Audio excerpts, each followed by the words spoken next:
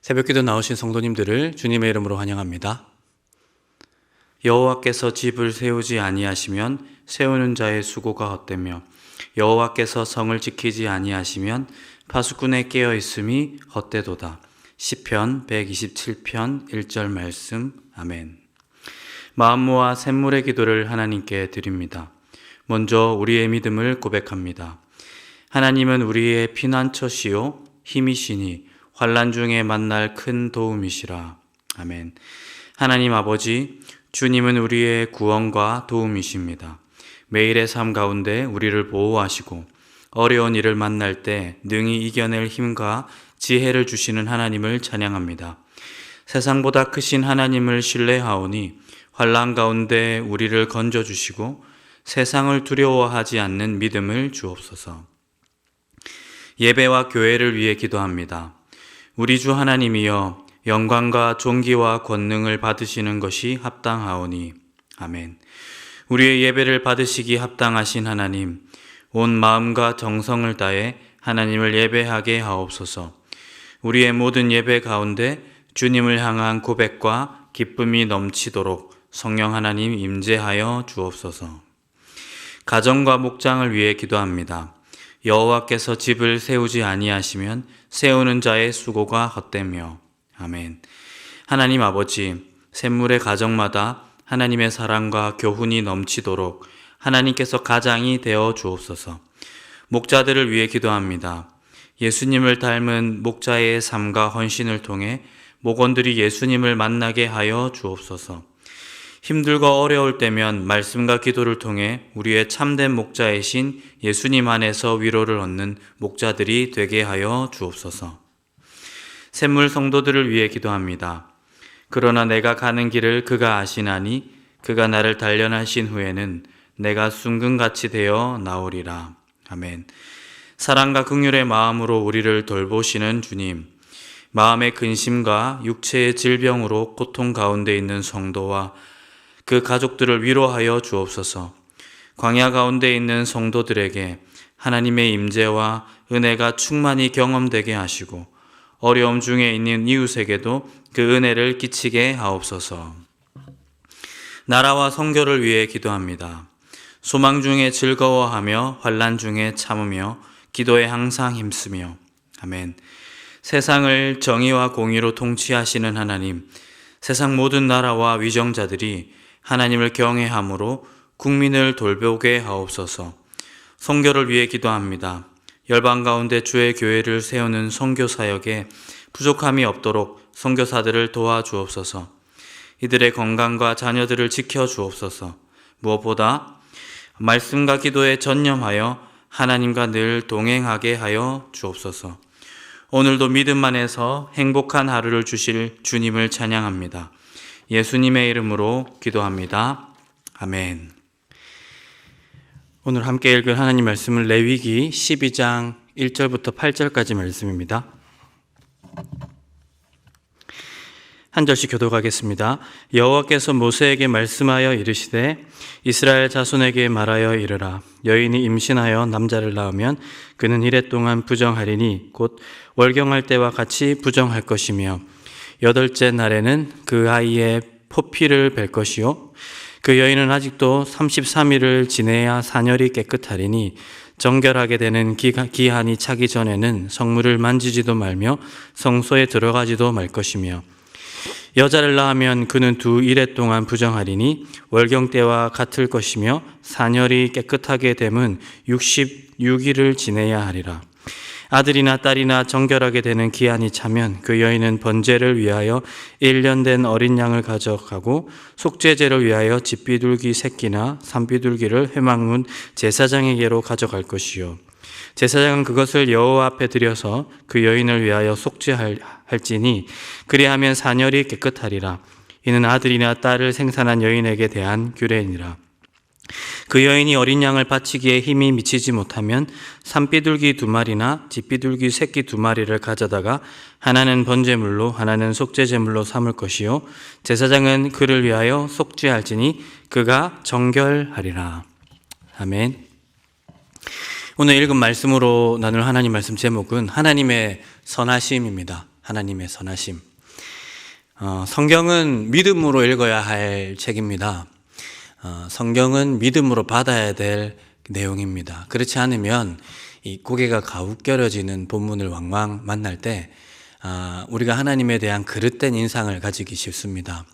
하지만 해석하기 난해한 본문 앞에서도 우리는 하나님의 선하심에 대한 고백으로 그 말씀을 받습니다. 그리고 더 나아가 우리를 위해서 그 선하심을 베푸시는 하나님에 대한 믿음으로 그 본문을 더 명료하게 이해할 수 있는 것입니다. 오늘 옛 언약 안에서 실행되었던 아이를 낳은 여인이 지켜야 했던 규례 본문도 마찬가지입니다. 이 본문을 언약 밖에 있는 한 외인이 하나님 백성 아닌 자가 읽으면 이 쏘스러치게 놀라면서 하나님과 그리스도 교회에 대해서 이 신앙에 대해서 저 멀리 도망가기 십상인 본문입니다. 하지만 이 본문 역시 우리는 믿음으로 받을 수 있습니다. 이 본문에 서려 있는 것은 의구심을 품어야 될 하나님이 아니라 선하신 하나님입니다. 우리를 위해서 그 선하심을 베푸시는 그 하나님을 이 본문을 통해서 만날 수 있다 하는 것입니다. 오늘 본문을 통해 나타난 하나님의 선하심은 무엇입니까? 큰 틀에서 간략하게 두 가지로 여러분과 나누기를 원합니다. 첫 번째로는 우리를 보호하고 쉬게 하시는 하나님. 하나님은 우리를 보호하고 쉬게 하신다는 사실입니다. 그와 같은 방식으로 하나님의 선하심을 우리는 누릴 수 있다 하는 것입니다. 출산한 여인을 부정하다고 규정하시고 그의 일상을 멈추어 세우시고 그를 이제 진영 바깥에 두는 일상의 자리를 중지시키는 하나님은 그녀를 감금시키는 하나님이 아니십니다. 도리어 그녀를 보호하시는 하나님이라고 우리는 이해해야 합니다. 당연히 그런 하나님이 사실입니다. 이제 출산 이후에는 이제 하혈을 하고 있는 여인의 상태이기 때문에 이 병원균의 감염이 상당히 위험한 상황이었습니다. 고대 사회에 이 의학적인 정보들이 많지 않았기 때문에 제사장을 통해서 하나님은 이 여인들을 의학적으로 안전하게 지낼 수 있도록 이렇게 배려하시고 그들을 보호하시는 모습을 되려볼 수 있다 하는 것입니다. 더 나아가 출산 이후에 여인들은 조금 쉴 수 있어야 됩니다. 고된 가사일과 노동으로부터 하나님은 이 여인들을 부정한 기간을 상정함으로 그들의 일상을 멈춰 세움으로 그녀들이 감당해야 했던 모든 노동과 노역으로부터 쉴 수 있도록 시간과 공간을 따로 분리시키고 있는 하나님의 모습을 우리는 발견할 수 있다는 것입니다. 그러므로 하나님이 이 본문을 통해 드러나는 것은 무엇입니까? 하나님은 이 여인들을 감금하고 악한 방향으로 그들을 몰고 갔던 것이 아니라 도리어 이 사람들을 보호하시고 이들을 쉬도록 하시기 위해서 이렇게 하고 계신다는 것을 우리가 이해할 필요가 있습니다. 특별히 남자아이 출산과 여자아이 출산이 좀 차이가 납니다. 이 2배 동안 오랫동안 그 부정의 기간을 거쳐야 했습니다. 이 본문을 우리가 자칫 잘못 읽으면 오늘날에 남성들만 좋아하는 하나님, 여자들은 무시하는 하나님 이렇게 그릇되게 이해할 수 있습니다. 하지만 우리는 이 본문을 선하신 하나님에 대한 증거 본문으로 이해해야 합니다. 이 본문을 그럼 우리는 어떻게 이해할 수 있습니까? 고대 사회는 남아를 선호하는 사회였습니다. 고대 사회뿐만 아니라 이 근대 사회까지도 우리는 그러한 사회를 누렸습니다. 아니 당해내야 했습니다. 이 딸아이를 낳으면 여인들은 훨씬 더 가혹한 사회적인 압력을 받아야 했습니다. 또 그녀들도 그 사회적인 통념 속에서 딸아이를 낳으면 조금 더 서글프고 외롭고 비통해 여겼습니다. 하나님은 그녀들의 슬픔을 조금 더 길게 위로받게 하도록 하기 위해서 이 여아이를 낳으면 훨씬 더 긴 기간 동안 부정의 기간을 보내도록 하였습니다. 그러니까 이것은 일종의 배려인 것입니다. 그녀들을 더 배려하여서 여아이를 낳은 자들의 고통을 더 충분히 헤아릴 수 있도록 그녀들을 충분히 위로받을 수 있도록 더 넉넉한 기간을 하나님께서 그녀들에게 허락하셨다는 것입니다. 사랑하는 성도 여러분, 성경을 하나님의 선하심으로, 선하심에 대한 증거하는 말씀으로 받아낼 수 있어야 됩니다. 우리 하나님이 우리를 향한 뜻은 우리를 보호하시고 우리를 쉬도록 하시는 겁니다. 우리가 고통을 추스릴 수 있도록 우리에게 넉넉한 하나님으로 다가가고 있습니다. 그때뿐만 아니라 오늘날 우리 시대에서도 우리 하나님의 이 선하신 뜻을 우리가 잘 헤아릴 수 있기를 간절히 소망합니다. 하나님께서 나에게 원하시고 기대하시는 그 선하심은 나를 보호하시고 나를 안전하게 하시며 나로 쉬도록 하시는 거구나. 뿐만 아니라 내 곁에 있는 형제 자매들이 보호받고 쉼을 누리도록 하는 것이 아버지 하나님의 선하신 뜻이구나 하는 것을 깨달을 수 있는 저 여러분의 삶이 되기를 간절히 소망합니다. 두 번째는 무엇입니까? 두 번째 이 본문을 통해서 드러나는 하나님의 선하심의 내용은 무엇입니까? 두 번째는 하나님은 우리를 정결하게 하신다는 사실입니다. 하나님은 우리를 정결하게 하십니다.